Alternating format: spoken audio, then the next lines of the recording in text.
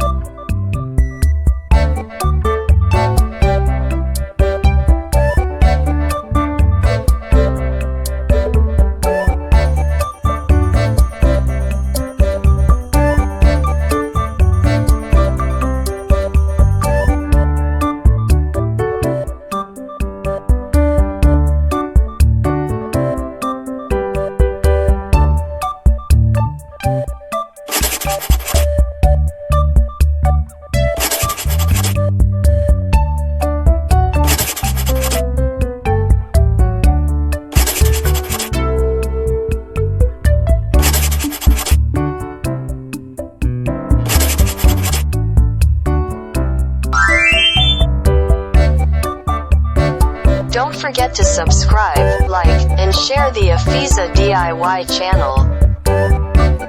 Thanks for watching this video.